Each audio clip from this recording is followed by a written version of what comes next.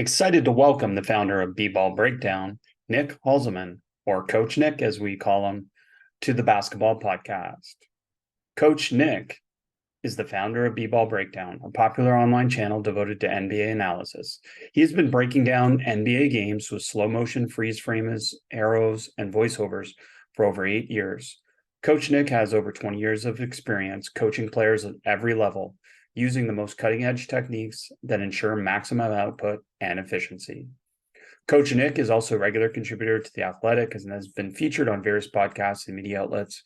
He welcomes guests from all facets of basketball for in-depth discussions on everything from how your favorite team is running their offense to the latest trade rumors to cutting-edge training techniques and new fundamentals of basketball being developed. Coach Nick, welcome to the Basketball Podcast. Well, thank you for having me. I'm gracious for being here. Yeah, it's been too long, but we've had so many conversations. We got to bring this one public. First of all, let me just thank you for being divergent and thinking differently and constantly challenging some of the norms, because I do really value that about how you approach things. And it's not about you or me or anyone else has to be right. It's just about let's stimulate thinking and get people to think differently. Yeah, I think it's also about let's get more optimal here. Let's figure out what we're doing and if it is the right way to do it and the best way to do it. So it's not like we're going to completely dismiss what's been done for 100 years. It's just like, okay, there's what we did. You've trusted someone that taught you to do that from a long time ago, but maybe there's another way we can do this that we get all the things that you want and more. Kids will like it more. They'll develop better. All those things. But, it's always rooted in the notion that even back in the 80s, when I was being taught the game, I always felt like some of these methods were archaic and didn't work as well as they could have. So that keeps me motivated to try and find the different versions of things to do. Well, it isn't amazing. Like as soon as the new iPhone comes out, everyone wants the new iPhone. But coaching knowledge, teaching knowledge, learning knowledge is updated tremendously over the last 30, 40 years. But generally, people want to coach the same way we did back in the 60s, back in the 50s. And a lot of the theory and procedures around the way we teach the game of basketball was developed during the World War. And those procedures don't apply, do they, to how we want to develop creative and free players? Well, we don't use leeches anymore to cure disease in medicine. So it's certainly, you wouldn't want to do the same thing you did in 1920 or 30. Some people would say you're soft for not doing that, though, right, Coach? Oh, well, you know what toughness is? Toughness is knowing that you're more skilled than the other team. That's what I always think it is. It's like, I remember when I would play one-on-one against people who were better than me, and there was a certain sense of like almost a smirk on their face. They weren't like playing harder than me because no one played harder than I did, but they were in a relaxed sense of rhythm because they knew that they were more skilled because I spent way too much time running back and forth in a straight line at a predetermined distance. And I wasn't doing all the different skills and shooting and dribbling that I should have been doing. Yet I would have told you I worked harder than anybody else. And so that's the rub there. And I've always tried to tap into, I don't want it to be, cocky or overconfident, but I feel like that toughness, that mental toughness is clearly coming from the moments when you realize that you have the skills the other guy isn't going to be able to handle. And that doesn't require the pseudo masculine, toxic masculinity stuff that we've been taught and drilled into us for all those years. So you're saying that if I show up on time, if I work extremely hard and I'm very competitive, I'm going to be in search of greatness. No, by the way, I think that, no, you might be disappointed. You might show up on time, outworks everybody. Yeah. And then you're doing archaic stuff and you don't develop. It's like, why? And so many of the coaches, lament that the players don't buy into the culture. They're not, it's all about them having to come all the way toward the coach.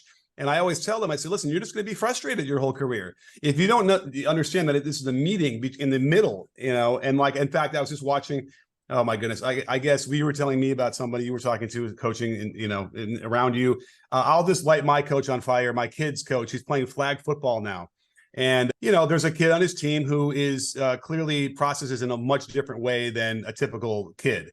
And like, you down and out is for him, he goes the opposite direction, So you could just see the coach getting more and more frustrated and anger and disgust coming out instead of like, you need to have multiple versions and multiple methods in your bag that you can pull out whenever you find kids who are having trouble understanding what you're trying to teach in a very calm and reasonable way.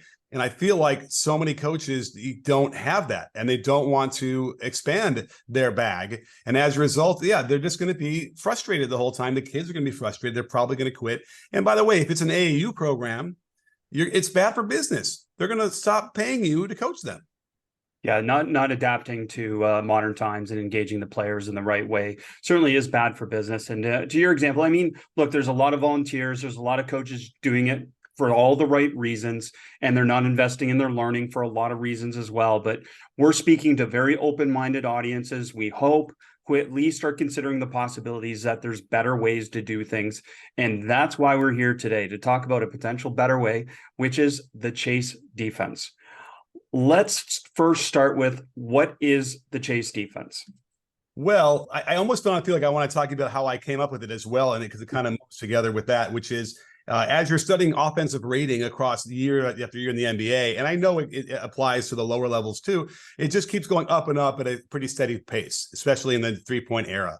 So what it was saying to me was that the way we're playing defense, the way we're teaching defense, doesn't work, is not working anymore. If any other, field, you'd see this kind of results year over year, you have to change something if you want to improve that specific area.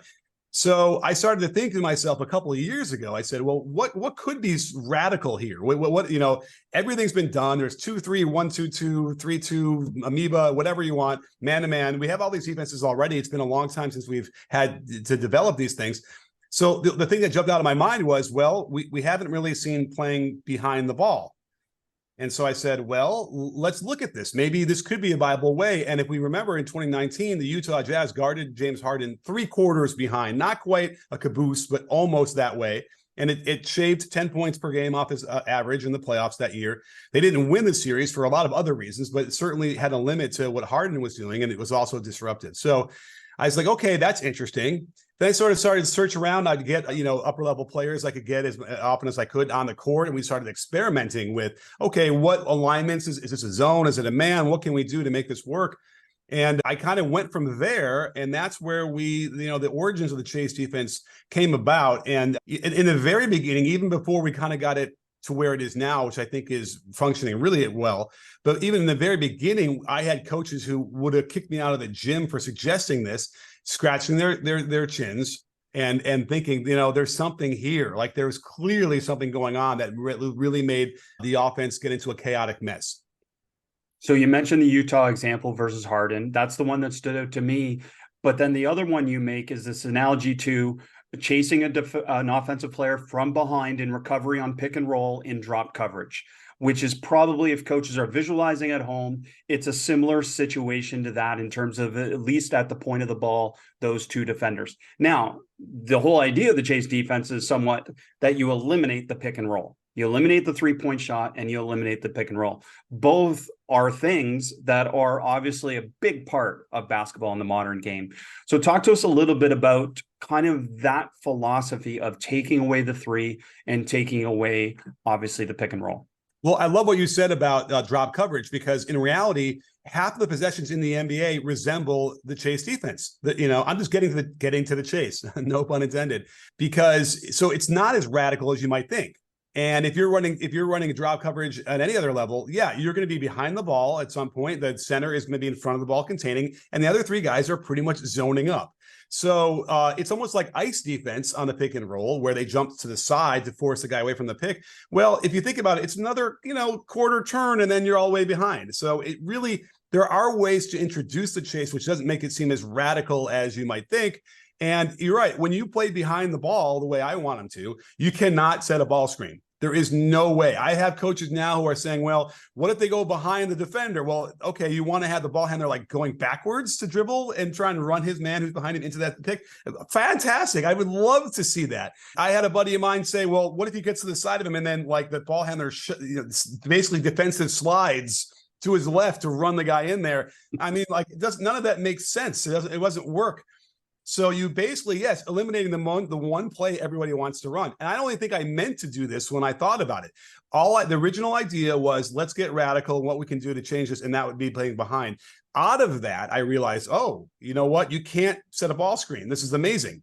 Now, no one in their right mind is going to shoot a pull-up three-pointer with somebody breathing down their neck, I don't think. That said, a team in Missouri I was working with just last week played against a bigger, better team in a scrimmage. And dude did a 2-dribble sidestep 3 from about 25 feet and just buried it. I'll take that, I guess. So he proved me wrong, but I don't think we're going to see many of those. It's the only one I've seen. And so then, by the way, when you're closing out, I mean, we got to talk about some of the individual stuff here too, but when you're closing out, it's basically the same thing as running the players off the 3-point line because you're trying to get behind them anyway. So any of the catch and shoot threes that might seem open to a shooter because they're anticipating a choppy step closeout, of which I don't think are really a fundamental play anyway. But because it's not happening, we teach a hockey stop to get right behind the guy.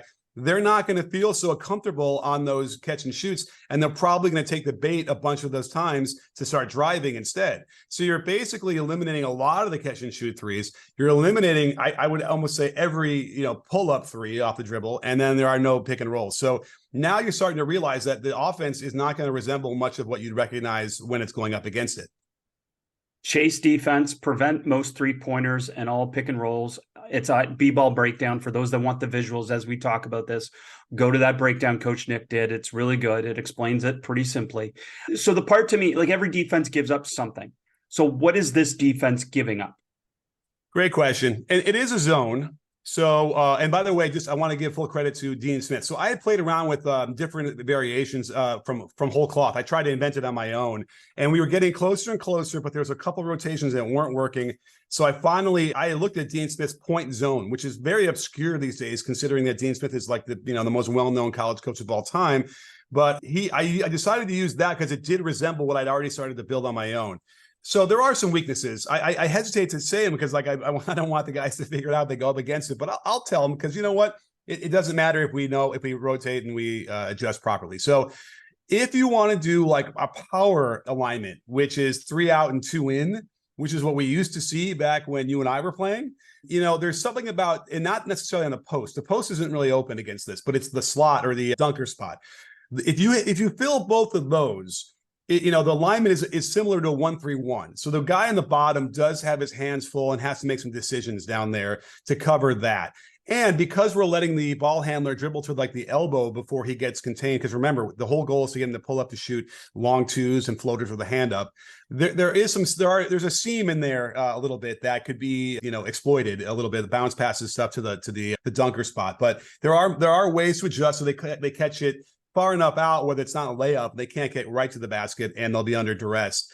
And then the other one I was most concerned with, but really haven't seen it too much, I think, is screening the X5 who is in contain mode. And that would be like almost like Spain pick and roll because it's not a ball screen. You're screening the drop. Or like a Gortat screen almost where you're screening him out of the play, right? It's exactly the Gortat screen in the lane, which is a dangerous thing because you only have 3 seconds if the referees are aware, which you never know if they are. And it's not even that screen is going to kill you from the ball handler. That is actually really well covered naturally by the alignment. It's the roll where if the X5 who gets screened becomes a statue and figures, I just got screened, I'm dead, I don't move anymore, then we're in trouble. But all he's got to do is just take a step back and get underneath that guy because there's no hedging. We don't care. We're not worried about 3-pointer coming off of a pick and roll there. If he wants to pull up from 15 feet and he kind of steps behind and puts the hand up, that's fine. Do you know what Klay Thompson shot from 15 to 19 feet last year? 43.9%. Curry was at 44. Now, I know there's other guys who are a little bit higher, 45, 46, but those are the best of the best. Devin Booker and all those kind of guys, they'll shoot 46% maybe. If you get a hand up at the lower levels, it'll be less than that. It'll be 45, it'll be 44. And that means you don't even have to break 30% on your threes to match that and come out ahead. And so that's the math that we're working with here. And so those are the 2 things. But again, the points per possession on all the scrimmages and all the games we've had so far has been extremely promising. So generally what we're saying is you're playing behind the ball, forcing penetration, and then the other 4 players are in some type of zone alignment. And the goal is we're obviously giving up some type of contested mid-range. We're not giving up layup. We're not giving up three as a general visual for everyone. There's a lot of nuances, clearly, which we can't get into here, but that's the general thing. Now, the other part that you've mentioned a few times is there are actually teams that are doing this. This isn't theoretical. There are teams that are applying this now. So talk without, you don't have to be specific, but talk to us about some of those experiences of sharing this with teams. Sure. Well, I did a video about a month ago on YouTube. It's gotten watched 120,000 times now or something like that. And out of that, I've done 50 or 60 Zoom calls with coaches from all around the world at every level to break it down and explain to them, because the video was an overview. I didn't want to give away the whole thing, but I wanted to give a taste. And so enough people have responded that I've literally been able to do that many Zooms with us, sharing my screen and showing them the drills and the breakdown drills, everything we did. And out of that, I visited 2 colleges last week where I helped them. They basically were so gracious. They allowed me to basically be like the head coach of their team for 2 days. I mean, this is unprecedented. Imagine a college coach. One was NAIA level. They're going to be NAIA next year. They're right now the NCCAA, the National Christian Collegiate Association.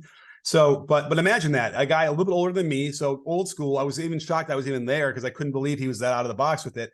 But he's basically like blew the whistle, called them in, and just said, "Here you go." And I literally ran them through it.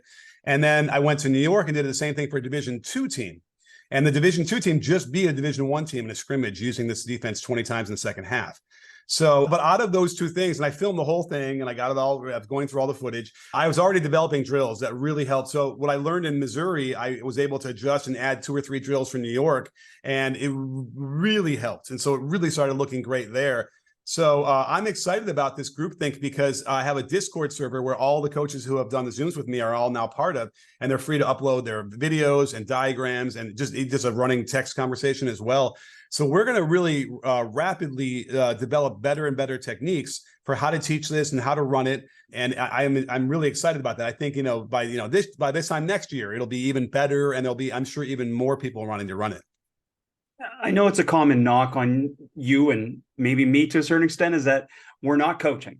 So like this is all theoretical, but what I argue back to people, and I will argue this on your behalf, what you are able to do is you are able to innovate somewhat because you have low pressure reps. You have these opportunities to mess around. You have these opportunities to screw around, and you have these opportunities to figure things out. Whereas again, if you're coaching and you're getting paid, it's really hard to do that in defense of them. So it comes back to people like you to challenge traditional norms and to be able to think differently, to be able to kind of push some of these ideas forward. And what I know about you is that's part of the fun. That's part of what you love about this, isn't it? Yeah. I mean, listen, if it doesn't work, if it explodes in a million pieces and whatever, then okay, that's fine. At least we found something out. But so far, everything has been, it's been very, very positive. And by the way, we don't play behind in the corners, just in case you're trying to visualize that as well. The 2 things that might be easy to visualize is the X5 is in the lane and it just stays between the ball and the basket the whole time. It's the easiest position you'll ever teach in any sport. And we don't go behind in the corners. By the way, part of the problem would be is if you're in the corners and you're playing behind, you'd be out of bounds, most likely. And if you touch the player, it'd be a violation. It'd be a foul because you can't be intentionally out of bounds on defense and then be in the play. So that's another one of those things where we can actually get a couple of like almost traditional ideas as well with the regular the defense stuff. But here's another thing I discovered that might blow your mind, Chris, is that after doing all these Zooms and then getting on the court and doing it as well, because you're right, it becomes in reality very quickly. The theory becomes reality after you do this a few times. What we discovered is that you can play behind the ball in any zone and almost nothing changes. So think about a 2-3 and the ball's on the wing and the guard is in front of the ball. If he jumps behind the ball, the other 4 people don't care. They're still playing the same zone, the same way they'd play anyway. So what could very well come out of this is not necessarily the chase defense, but maybe chase mode, where at any time you can be playing a regular in front of the ball and just jump behind.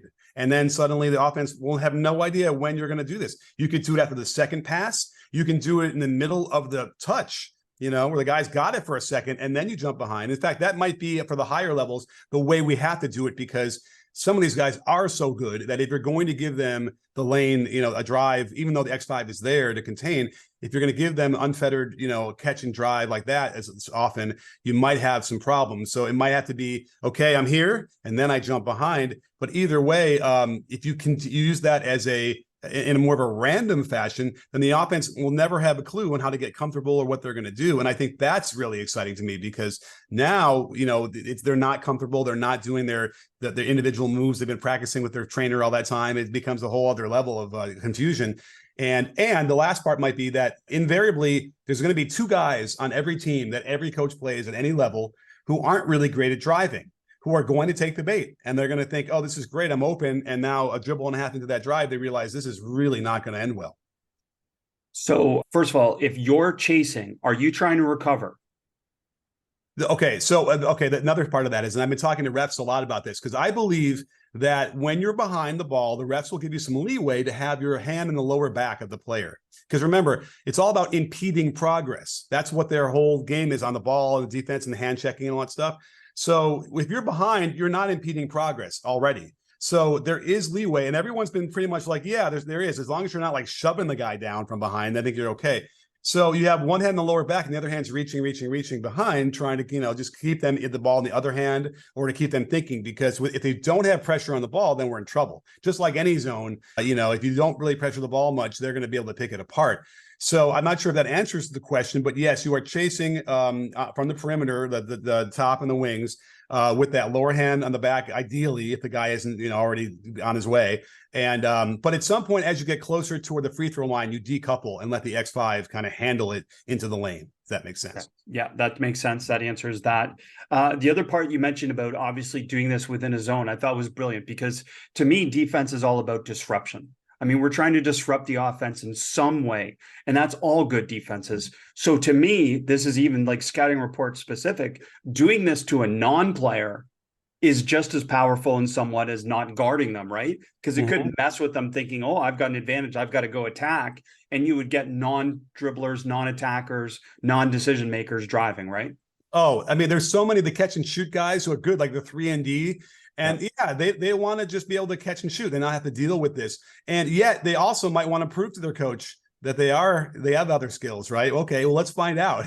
Let's get behind you and dare you to do it. Now, again, there are so many, like the more exciting thing for me would be, you get this going the first year, it's working really well. You get 5 or 6 guys coming back the next year. Now we can really start to have some fun with it, because at this point you can say, okay, those 3 guys will get behind and those 2 guys we won't, right? Or on this, whoever catches the ball the second pass, we get behind. You can really get fun and not complicated.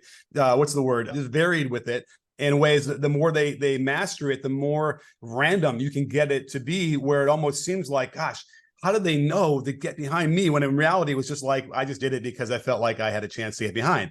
So that's the beauty of that whole situation. And again, we're taking advantage of, players that are going to want to, do things that they're not comfortable with, but it seems like it's open. In fact, the team in New York who was running it, they didn't even quite get behind enough for me, but the wing guys were kind of stepping out of the way and sort of like, Ole, like, please go.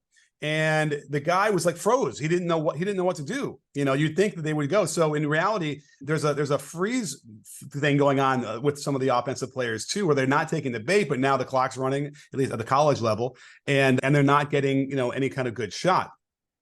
I have another thing. Oh yeah, go ahead. Go ahead. No, go ahead. Well, let's talk about this, because it kind of talks about how we want to treat players and how we use language. I would probably say that most of the frustration that coaches have on the defensive end is when players get beat by closeouts. And a lot of times the coaches who are really, I guess we classify them as yellers, you know who you are out there, get angry and yell and scream, and they coach like it should be a shutout. And the problem is that the other team, after they score, no matter how easy or how hard it is, they're going to do it another 24 times in that game. So it's like, are you really going to react that way on every single one of them? But when you play chase defense, you eliminate all of that. And so what happens is that it actually becomes fun on 2 different levels. One, for the last 100 years, the way we taught defense was all about limiting your athletic ability. Step sliding, choppy step closeouts, all of that stuff. This is limiting your athletic ability. I'm trying to unlock it. We're running to everywhere, right? And we're not closing out. We're doing a step hockey stop, which is a really explosive move that like the really good defenders do. They don't close out like we all teach. And so what you're doing is creating a different kind of environment around the defensive end. And I'll say this, after going for like 2 hours hard in New York at the college level, it was a late practice. So we were finished. It was already like 7 p.m. it was dark out. It's like, we were going really hard. And the coach blows the whistle to bring everybody in the middle. And I swear to God, every one of them said, Coach, we want to keep playing this. Let us keep playing. And we gave another 10 or 15 minutes. And I was astonished. You never would see that in that situation. And part of it was just because I'm sitting there cheering them on the whole time, because I'm like, as soon as they get behind, yes, as soon as they take a mid-range jumper, I don't care if it goes in. No more of the result-based thing. We're talking about process. If they hit a 16 or 17-foot jumper with a hand up, who cares? That's perfect. We're going to, in the long run, be much better off for that. And I think that kind of energy was getting infused to how they play, and they wanted to keep doing it more versus the barking out and the orders and the limiting of athletic ability, all the things that people hate about defense. I think we're getting rid of that now. And I know that these young guys who are really athletic, and women too, who want to run around and really just disrupt things, this plays right into that psyche. And I think that's going to bleed into all the defensive things they do. I love it. I love it. And you mentioned closeouts. We could do a whole podcast on closeouts. And, again, closeouts, it's a technique that's trained in isolation that people expect to be able to be applied in context in the game when they only train it in isolation. That's the biggest problem for me. So this removes that aspect of it, because you're constantly forcing the drive, and then people are making decisions based on that. I love that.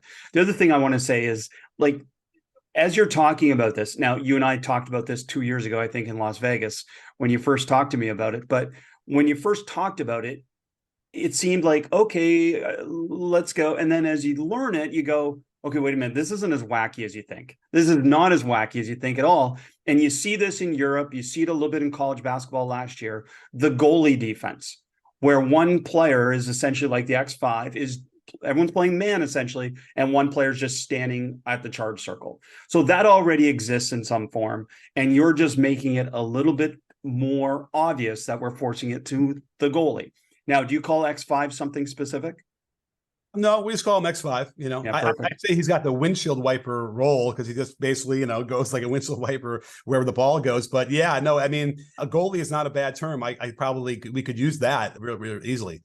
Well, and to me, thinking about this from a high school coach or a youth coach, or obviously an AU coach's perspective, is that this is really adaptable to personnel, because we don't have perfect personnel.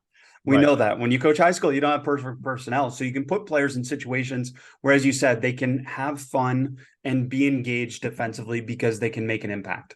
Sure. And by the way, the concept behind the zone is really where the four players are rotating in a circle around the X5. So you're going to actually end up being on either side of the court, depending on skip passing, right? Which is a novel concept. It's not the easiest thing, but when you know how to teach it properly, which I believe I've developed, and I can help, like people calling in the Zooms and showing them how to do it, you can get it pretty quick. Because I think most of the coaches are going to say, I can't expect them to be playing the one way they have their entire lives, and all of a sudden the complete opposite there in the next possession. And I'm like, well, you ask them to kind of do that when you go from zone to man and man to zone. It's not exactly as radical as I'm talking about, but it's pretty different, and no one has a problem with that. So, and a lot of times, if there aren't a lot of skip passing, there's a lot of opportunities in my zone where you don't have to do a lot of running. There's moments where it's calm and you actually do less. And sometimes I have to kind of coach them to, you're running all over there, but you don't have to. Like, you have to stay over here and just kind of relax almost, because otherwise the backside is going to be vulnerable. So there's a lot of those opportunities there. So if they understand the concept behind it, and there are buddies, you have your partner we have to be across from. So if you ever get lost, where's your partner? Okay, I'm going to angle myself across from them, and you always know where you are. So it actually isn't so complicated when you think about it and you teach it properly. It's not. And what I've learned in 25 plus years of coaching is common sense always transfers for players. And another part that I think is common sense is the positioning of your, I don't know what you call them, the wing players. Yeah, the wings. In the point zone, where they're playing a closed stance. And I always thought this made more sense, a closed stance to the corner, so they can see more of the play. Well, yeah, they're facing the basket is how I would describe it, and which is what we saw in the Miami Heat were doing this. In fact, I got to ask the coach, I forgot how that came about, because we saw Kyle Lowry in the forward in the 2-3, and then Duncan Robinson, the other forward, facing each other. And suddenly, and you never had issues with guys cutting baseline for lobs. Part of it is because if you put a little pressure on the ball handler, it's not so easy to throw a lob 25 feet on target on time. It's like, things can go wrong. but it really does eliminate a lot of any kind of potential screening actions on them, and they can just see the floor a lot better. And that, I love that, because I always hated having to be like a guard in the 2-3 and relying on guys behind me to call out cutters and allow Jim. It's hard to hear. You just can't see anything. And the guy on top, by the way, in this defense is also facing the basket, so he becomes like a middle linebacker and or a safety or whatever you want to call him. It's like, deflecting passes and knocking guys off their lines, trying to keep them from cutting to the high post. So there's a lot of areas where you can, have those guys who are very disruptive, who want to use their energy on defense. They get the opportunity to. And then also most of the closeouts that you do as you're going to get behind, it's the closest guy. It's like pretty obvious who is supposed to get it. And when you're facing that way, it's even more, you can just tell everyone else is farther away. It's me, I'll get it, What are the main possession outcomes that you're finding out of this? So, obviously pull-ups from mid-range or shot in basketball, the long two, right? Yeah. There is a notion of like corner threes. There's a little susceptibility to that. But part of the problem was we weren't drilling the wings properly. They need to get some of those skip passes to the corner, which might not. It's interesting. Imagine if you're like free throw line extended and then the ball gets thrown to the corner and you get that closeout, right? That's a different angle than you would think. Normally that would be coming from the basket area, but the way this zone works is the closeout from the basket area would be so far away. It would be that person's on the other side of the midline. He'd never make it there. So once we started drilling the corner, the wings getting the corner, that cleaned up a lot of that in New York, a lot of those catch and shoot threes that we were giving up in Missouri. And so that made me feel a lot better. And they were getting steals now on kickouts that seemed open, but they were coming down from, again, weird angles that the offense is not used to. The guy basically on the 3-point line, as if they were an offensive player facing the basket and then just stealing the ball to the kick to the corner. The cool thing that we also notice is that, if I'm on the wing waiting for the ball, well, the defender on that wing would probably be right next to them. And so you kind of feel weird. You're like, what are you doing? Like, why are you like next to me or like behind me or like to my side? They might start creeping in a little bit, thinking, okay, I'm going to take some space in. Well, guess what? Now they're in front of the 3-point line and we've compressed the offense inside the 3-point line. Spacing is worse. If they want to shoot that 15-footer or 18-footer with a hand up or a guy contesting from behind, hallelujah. That, whenever we get a shot like that, it's like, in It's a Wonderful Life, another angel gets its wings. Because that is exactly what we want. And in fact, the NBA players I talk to who are the great shooters, they don't complain about closeouts that are coming right at them and the choppy step, hands high, or even the ones that are in the air. What bothers them, they say, is when the guy's behind them and he's reaching the side of them and the hands are in their peripheral vision. They can't quite get a handle where they are. That's what bothers them. And this is what this defense does all over the place, is this contest from behind. So those are the things. Those are the areas that we've been seeing, is that corner three action a little bit maybe, but then the other things are just floaters. Did we get the hand up or not on the floater? And that's really is it forcing a lot of turnovers? Oh yeah. That's what I would have thought too. Because it gets them going so fast that even when they make the nice pass to the guy down low and under the basket, I keep seeing it over and over again. Good players fumble the catch. They're too much in a hurry, even good players, and trying to get the layup quick, right? So it's happened enough where I have to say it's got to be the defensive effect. It can't be anything else, because it wasn't a couple of random times. It was a consistent thing, which I'm not ecstatic about. I hate to see, the ability to get a bounce pass for a layup, but it's because it's so hyper fast that they're not able to finish those plays. And I'll say this, Chris, I'm sure you've seen offensive drills where you start with the defender behind the ball handler, right? Yep.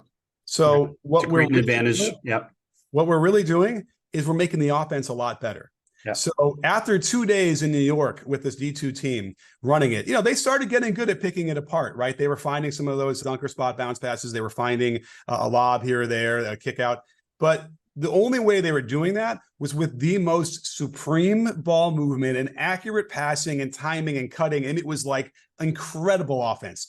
So it forced the offense, of which is not going to be used to doing this, right? In theory, when they go up against other teams, it really made the offense so much better. And in our drills that we begin the process to learn how to play behind, which is a skill that nobody has, it's going to make your ball handlers better.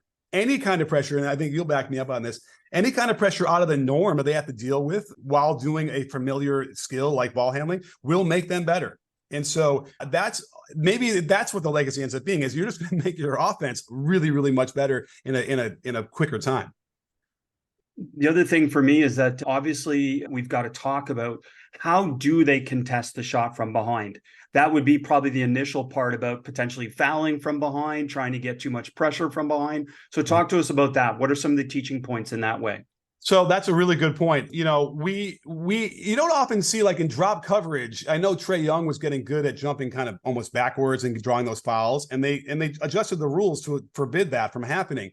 And other than him, you don't always see the fouls, right? If you have the lower hand in the back, the hand on the lower back, that could be a braking mechanism for you a little bit, where you can just sort of, you can feel, and you're more connected to the ball handler, when they're stopping. So that's my bigger worry, is sort of the running over them if they stop quickly. The contesting from behind, I don't think is that much of a specialized skill.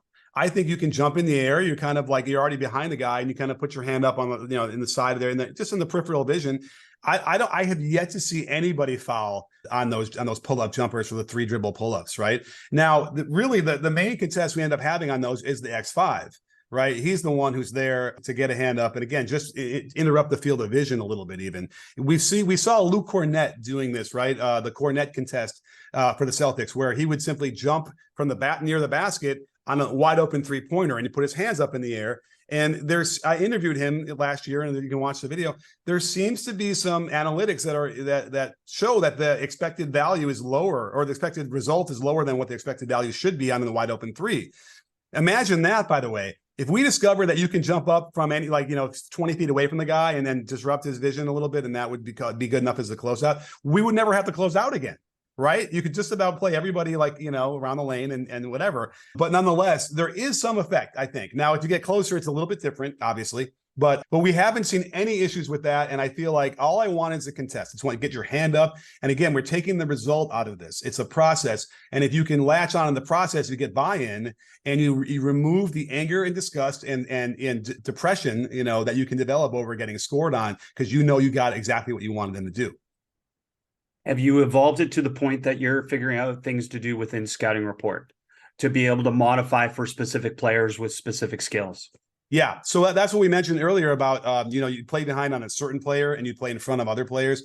So the only notion here is, like, if the player is so good, do you play in front and just play your regular zone when he has the ball, and then you get behind everybody else, which could very well be, antithetical to what you'd think, because the way they played Harden was behind, and that he was obviously the fulcrum of that entire offense. So in my mind, I think it's fun. I don't want to, not play behind everybody. I want everybody to have that shot and get behind and really, be disruptive as possible. The interesting thing, another part of that was, some coaches will talk about zone, and if the X5 in their zone has to play a man, all of a sudden the ball gets to the high post, whatever, everybody else goes man to man. That's a really cool concept, to go from zone to man. The problem is, in the chase, that pass from the guard to the high post will probably happen on the first pass, because that'll be open. We're kind of giving them that.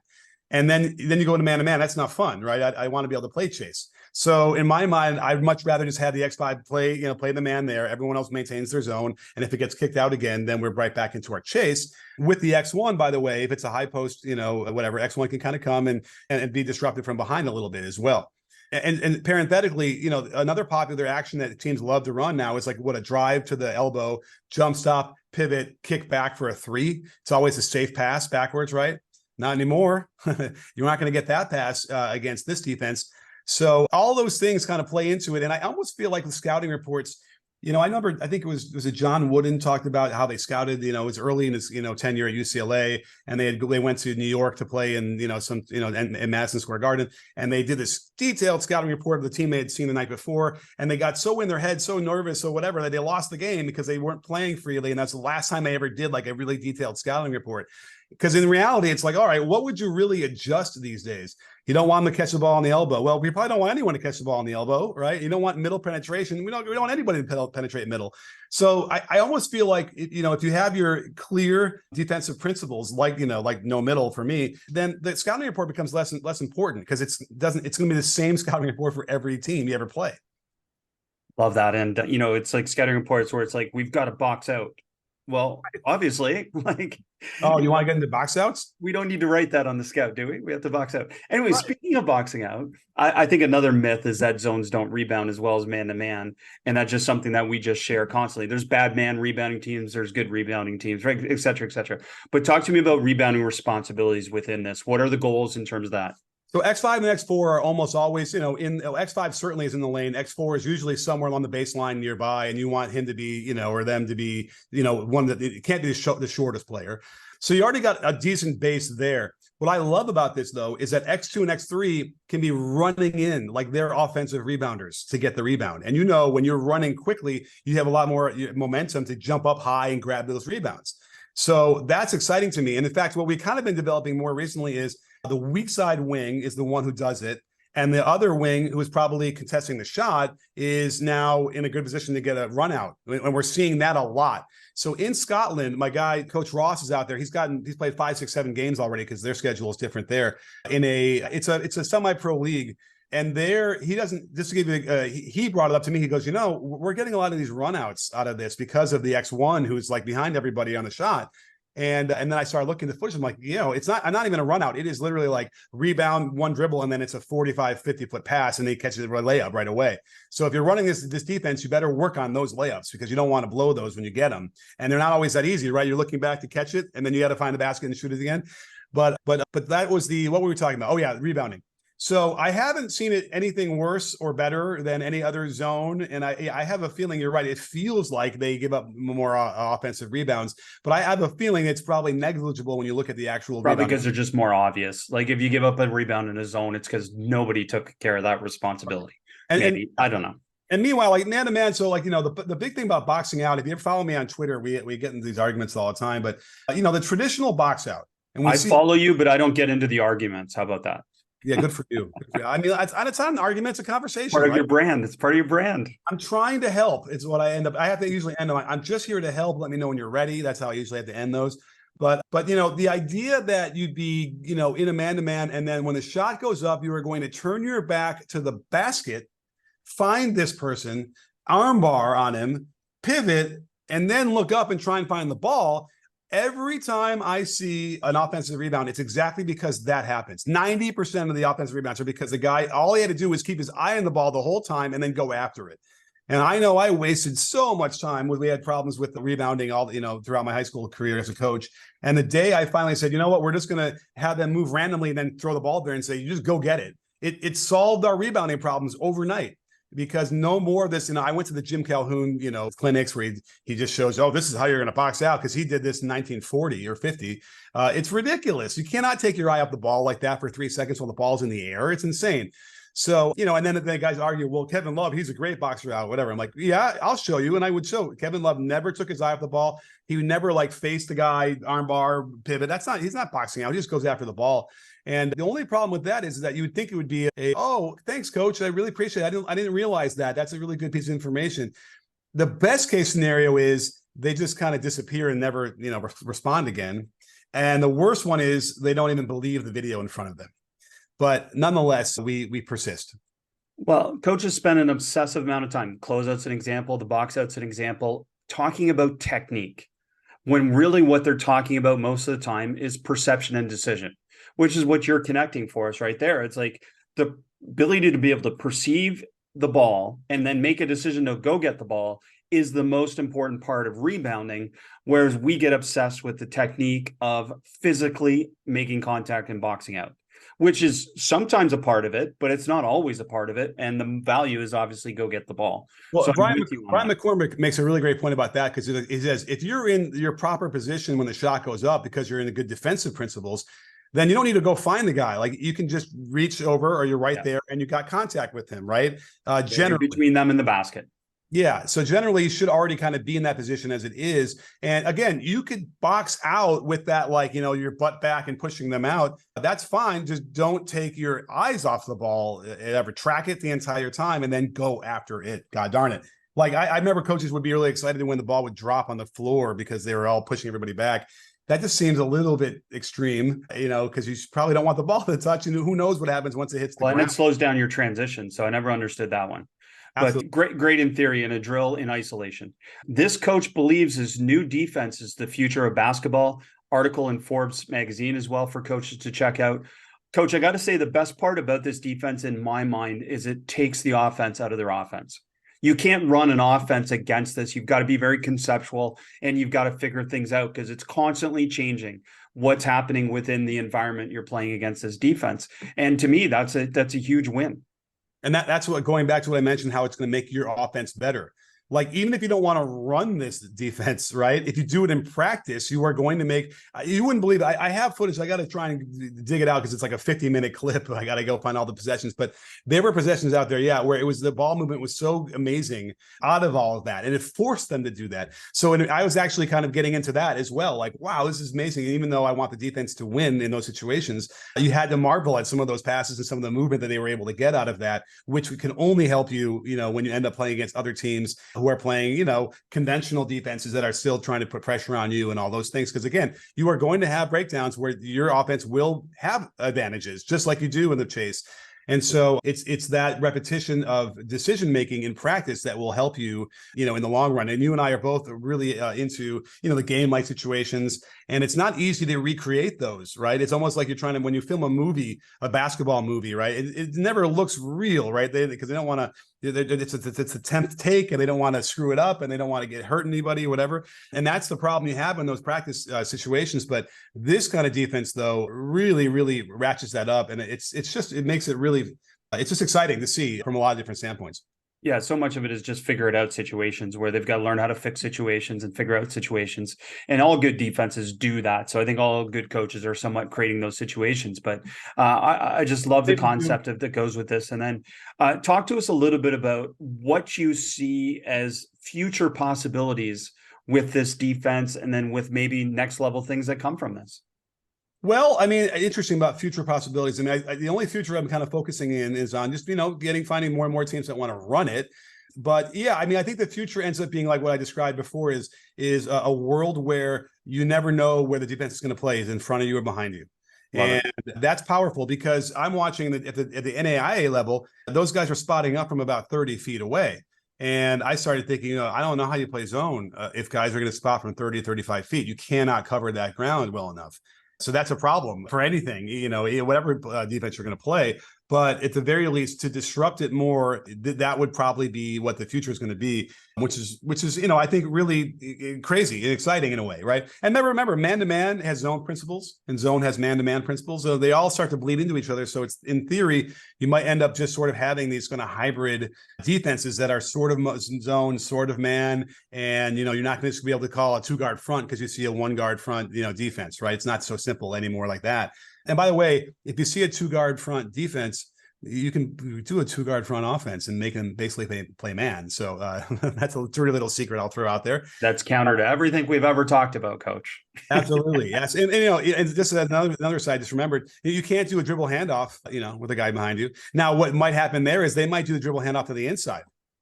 Now that's kind of cool. I would love to see something like that. It's almost like in football, where they like the inside run kind of thing. You can picture that, right? I'm dribbling toward the guy, and instead of him going to the outside of me where I hand off easy, he has to go underneath, and I hand it off that way, and then he goes. That could be another interesting counter I'd love to see, just because to force an offense to do something so different like that, or to force them to go back to the 90s, power, alignments. That's exciting to me. When I used to run the amoeba defense in high school, which is, what Tarkanian ran at UNLV with Stacey Augmon and all those guys, the other teams in our league would develop a specialized offense to go against it. We only ran it 10, 11 times a game, but it was awesome to see that those teams had to spend time that week to put in a whole new offensive set to go against it, because it was so disruptive to them. And by the way, I always envision this defense as a thing that you'd probably play 10, 12, 15 times a game tops.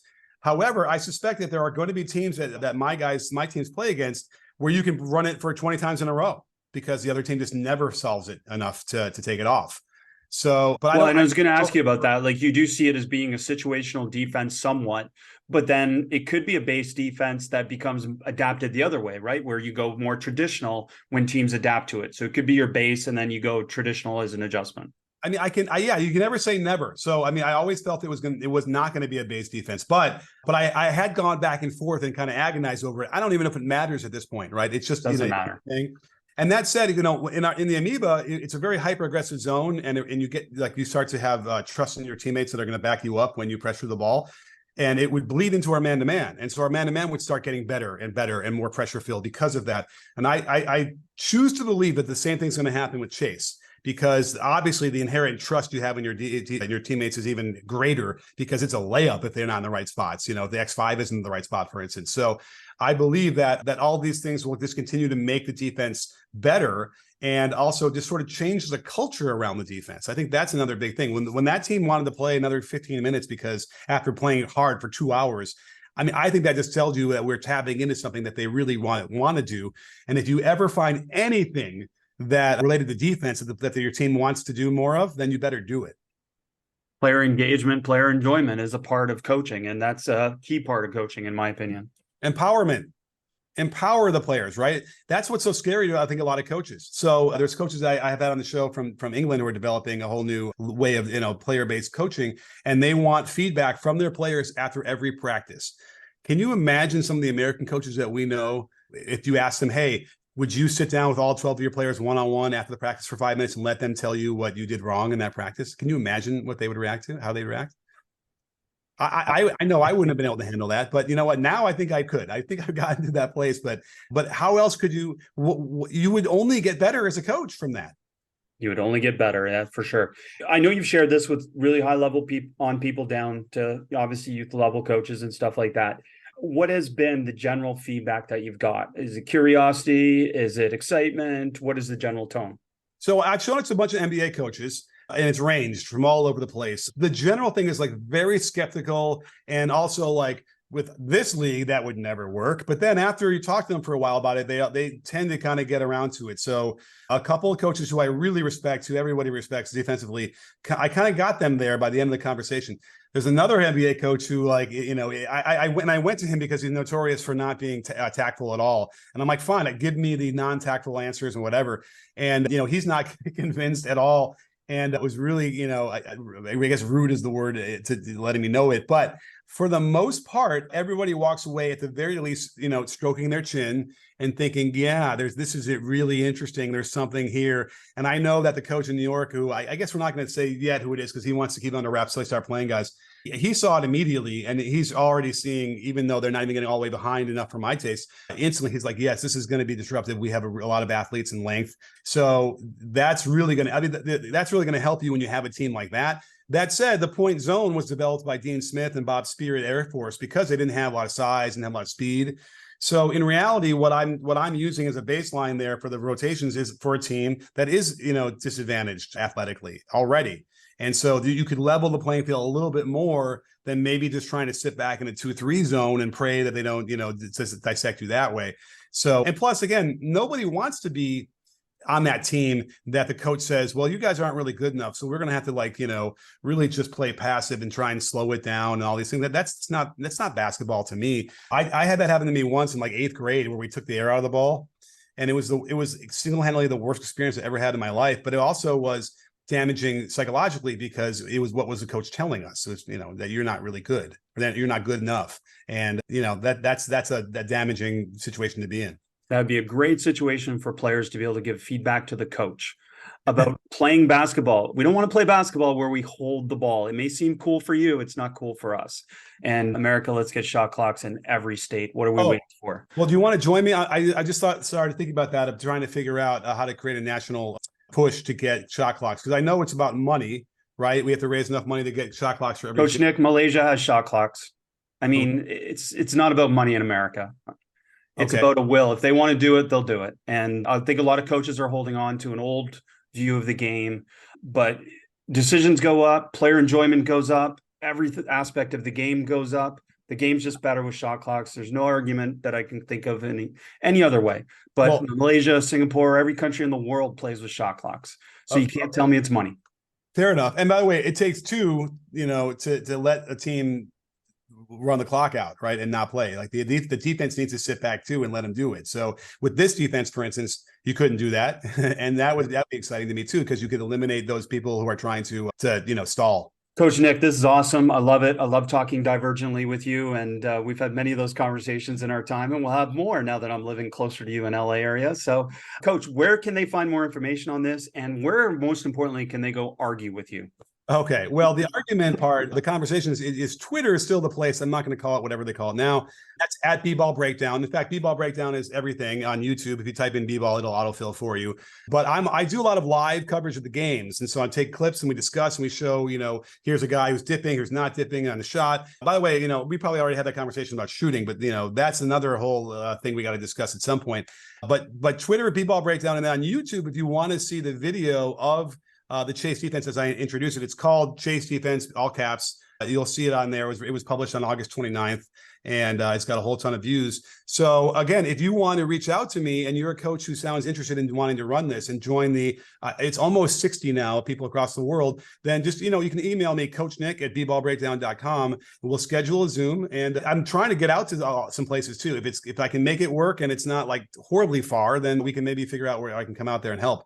But yeah, I am knee deep into my 3-year plan to get this into the NBA. And this is the year 1. And I'm trying to get as many people as I can who want to hear about it and run it.